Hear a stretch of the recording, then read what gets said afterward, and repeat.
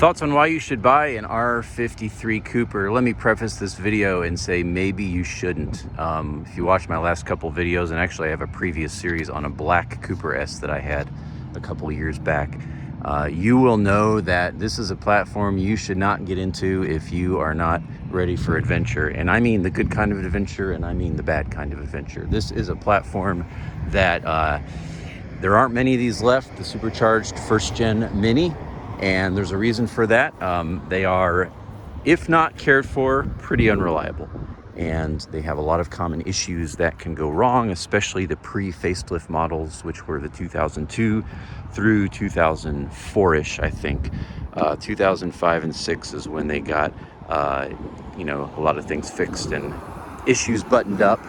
There weren't as many common problems, although there are still problems. I bought one of these years ago for almost nothing. Again, you can check the videos. Only owned it a few months, like 2 months, and sold it very quickly after repairing it.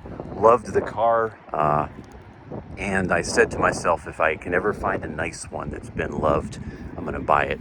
I found this, I've had it about a month now, shot a couple videos. I believe this is the third. This is an 06 Cooper S supercharged, last of the supercharged. It is the facelift model, which, as I said, really does deal with a lot of the problems, and this car is in immaculate condition. So I had looked casually and found it, and I am loving it. So I've been kind of thinking, as I've put the last probably 500 miles on it, of some things I could just share here. There's a lot of R53 videos out there, but I'm going to share a few things that I just love about this car, and this is sort of like why you should buy one. So I'll start 5 things. The first one is that this car is unique, rare, and quirky. And this is such an interesting car. Again, not for the faint of heart, but there's so many things about this car that just make it feel special. I'm going to reference some other cars I've had and owned and driven. And just, in preparation to buy this, there are several platforms I looked at. I'm really into cars that feel analog and special and are rare, and often unpopular, like the RX-8. I tried to buy 3 of those. I tried to buy 5 Toyota MR2s, both second and third gens. Just didn't feel right about moving on any of them. This was another car in my list that's like that, but this one is just so different and special. There's so many strange, interesting, quirky, weird things about this car. Just things like the way it looks, things like all these, airplane gauges. There's little Easter eggs all over this car. Like, this is the vent, and then down here on the climate controls, you just have a decorative little mini look-alike vent. Things like that all over this car. The toggle switches, the tactile feel of the toggle switches, this golf ball sized and shaped shift knob. There's just so many quirky, weird things. Here's another strange thing. You have a yellow light when your washer fluid is low. You have headlight washers. You have the Mr. Bean clown car look. You have all these weird gauges that is just unnecessary. So it's just a quirky car. This huge fat steering wheel. Again, I've had a ton of cars, check my channel, and there is just something so odd and special and just weird about this car that I love. That's my first reason. There is nothing like it. The second reason is sounds. The sounds this car makes from the supercharger. I added that because I thought it was cool. Of course, you have S, which means super or turbocharged on these, depending on the year. I've got the R53 plate. I've got the Stratmosphere exhaust with the way motor works. That's a pretty well-known Mini group in Atlanta. And then it's got an intake and supercharger pulley, a few other goodies on it.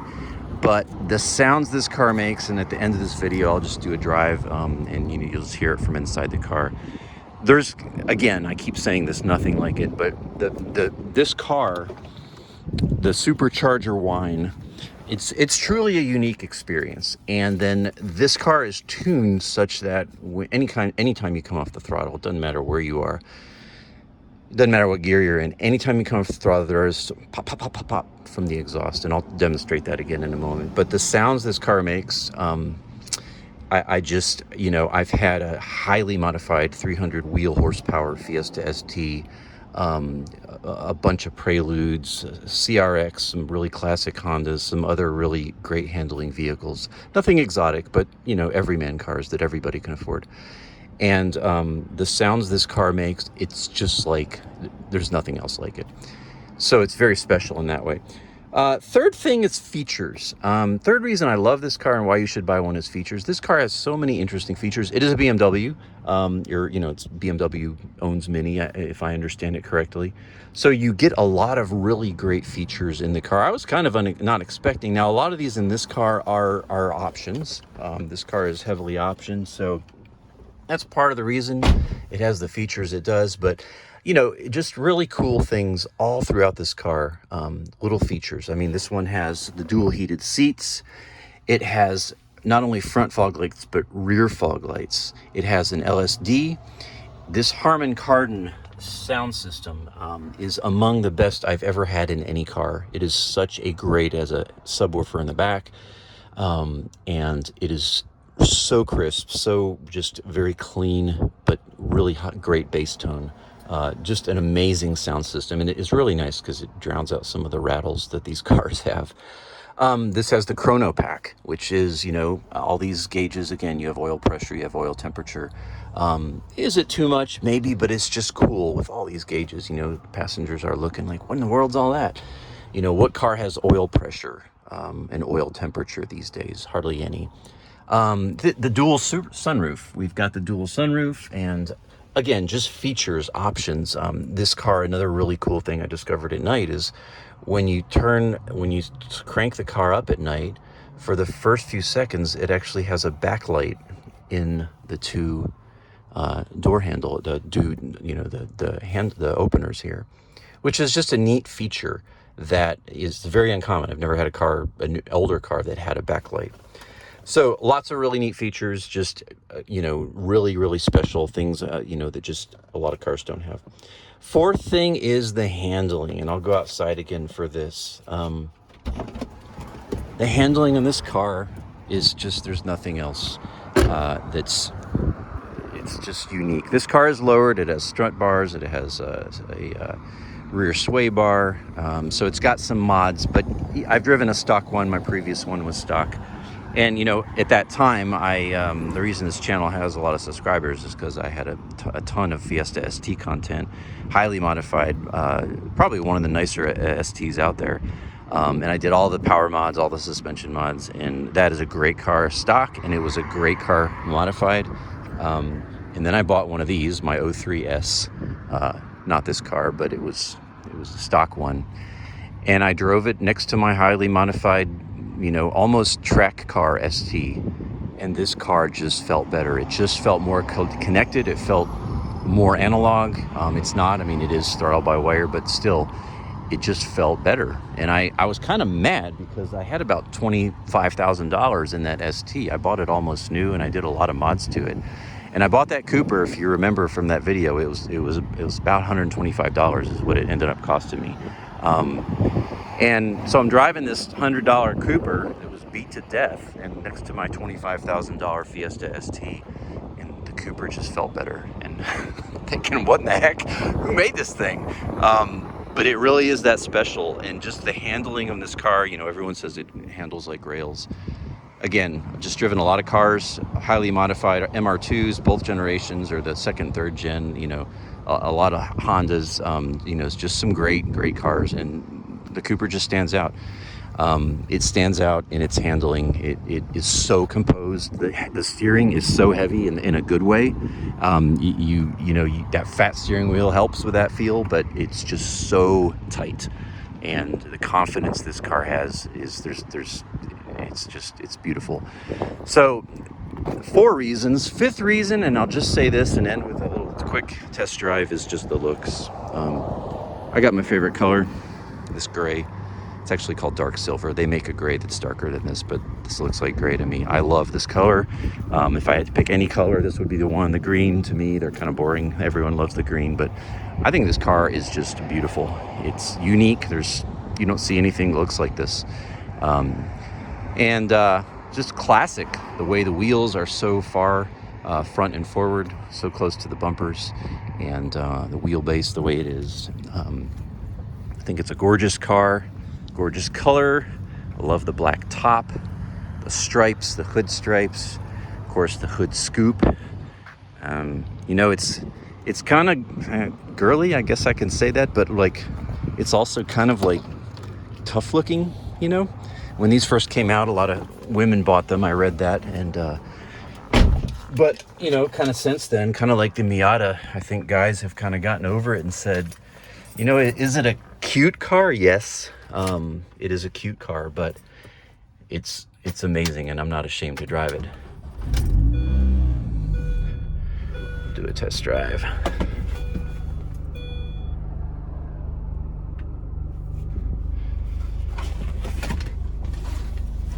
All right, Mini, getting 27 mpgs on this tank, hooting around town. I'll go ahead and close the sunroof so as to eliminate a little bit of noise. Oh, we're in reverse. I'm not gonna go far, but hopefully you'll just get a little supercharger and exhaust noise. You know, if you got some money to spare and you don't mind maybe getting into a money pit, I would encourage you to get one of these. You kind of need to know, again, if they have not been taken care of. The car is warmed up, by the way, so I wouldn't normally drive like this.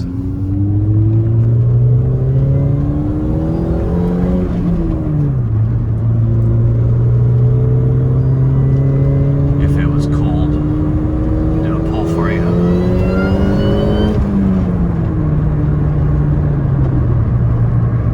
But you can get these. Again, a lot of them are neglected, and they last. I mean, I've seen these with over 200,000 miles with the supercharger. So they last if you take care of them. You can get them all day long for $4,000 or $5,000 for a Cooper S supercharged. Now, again, the turbo ones, the later ones, you know, to me, it's just another turbo car. Yes, it's a Mini, but it kind of loses some of that specialness. The supercharger gives you instant torque and that sound, and it's just a very different feeling than a turbocharger. I've had a ton of turbocharged cars. Very different with supercharger. So, do another pull here. Railroad. Oh, don't beat me up.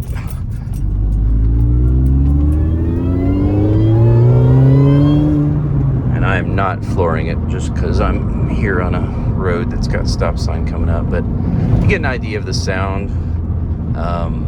Roll the window down, maybe hear the pops of the exhaust.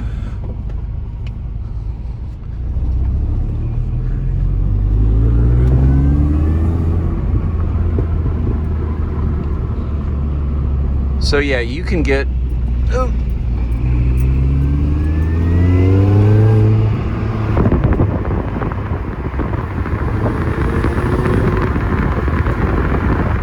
you get exhaust pops at every shift, every time you decelerate. It's beautiful. I don't know if you can hear it on the video or not, but it is addictive. I've had cars that do that. I've had cars that were tuned to do that, and this one's just, it feels more raw. Yeah, so let me close as I was talking about pricing. If you're still listening, these can be had for a few $1,000 if you're looking for, an R53 supercharged. If you're looking for one, they can be had for a few $1,000. I see them all day long for $3,000, $4,000, $5,000 with decent mileage. This has 100,000, 115,000. If you want a nice one that doesn't have all the oil leaks, and has been cared for. I mean, this car, I have not found a scratch on it. It's 2 owners in 20 years. It's garaged, obviously, well optioned, has some great mods, very much fully serviced, has a new clutch, good tires. So yeah, you can get them all day long for $3,000, $4,000, $5,000. If you want a nice one like this, I see them for $7,000, $8,000, $9,000, $10,000. And then, the next step up is the JCW, which, adds a lot of things, and those are, golly, in nice shape. Those are heading toward $15,000. And this car actually has all the mods that would make it a JCW.